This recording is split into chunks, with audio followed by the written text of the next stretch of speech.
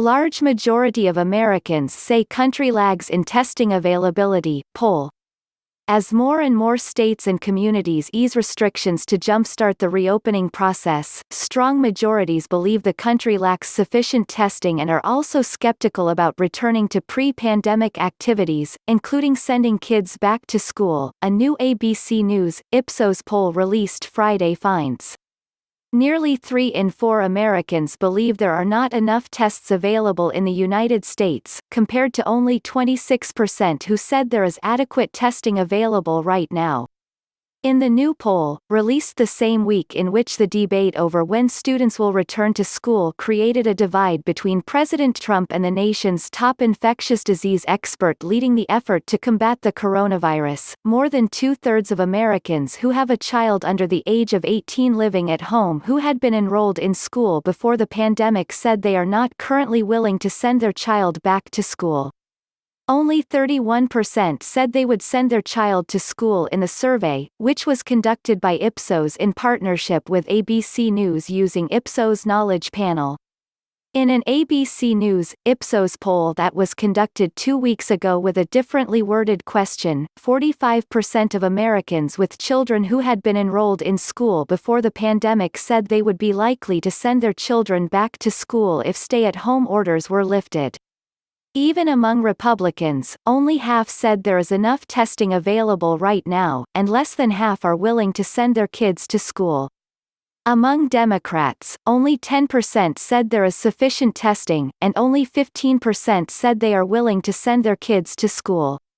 The new poll comes as America's reopening has begun after weeks under lockdown, with more than half of states beginning to reopen their economies, including one that is being forced to lift a stay-at-home order by the ruling of a state Supreme Court. But earlier this week, Dr. Anthony Fauci, a key member of the White House Coronavirus Task Force, warned lawmakers that reopening schools and businesses too quickly could trigger an outbreak, and possibly stifle the road to economic recovery. If some areas, city, states, or what have you, jump over those various checkpoints and prematurely open up without having the capability of being able to respond effectively and efficiently, my concern is that we will start to see little spikes that might turn into outbreaks, he said on Tuesday during a Senate hearing. There is a real risk that you will trigger an outbreak that you might not be able to control.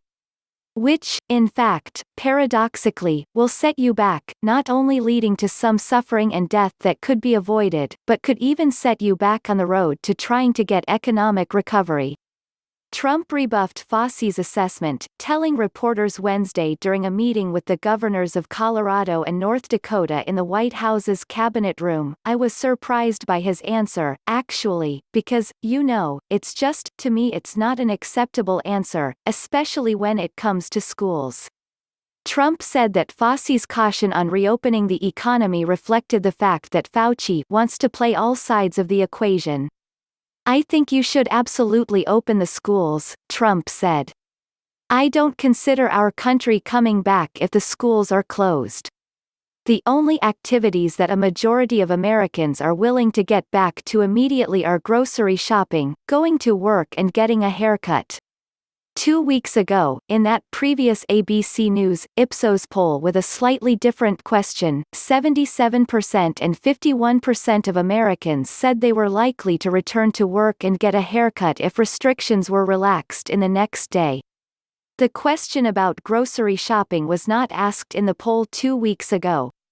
But reopening the country, much like nearly every aspect of the coronavirus, draws sharp partisan divides, with Republicans more likely to say they are willing to resume normal activities than Democrats. A clear majority of Republicans are currently willing to eat at a restaurant 61%, stay in a hotel 60%, get a haircut 74%, attend church 60%, and go shopping at the mall 61%. Democrats are far less are willing to do the same activities, with 22% willing to eat at a restaurant, 28% willing to stay at a hotel, 37% willing to get a haircut, 25% willing to attend church, and 19% willing to go to a shopping mall. But Republicans are not entirely on board with resuming all day-to-day activities, with smaller proportions willing to go to a bar 43%, attend a sporting event in a large stadium 30%, go to the gym 36%, see a movie 40%, go bowling 42%, or fly on an aeroplane 42%. Still, Republicans' willingness continues to trace higher than Democrats across all the listed activities. Only a handful of Democrats are willing to go to a bar 7%, attend a sporting event 6%, go to a gym 14%, go to the movies 13%, go bowling 10%, or fly on an aeroplane 15%. There is some common ground across ideologues, with most Democrats and Republicans being comfortable going to the grocery store, 91% and 96%, and returning to work, 68% and 77%.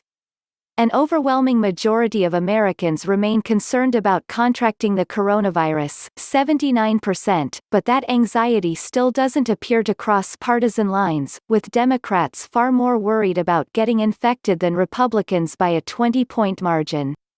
Throughout the crisis, minorities continue to bear a disproportionate toll of the coronavirus burden.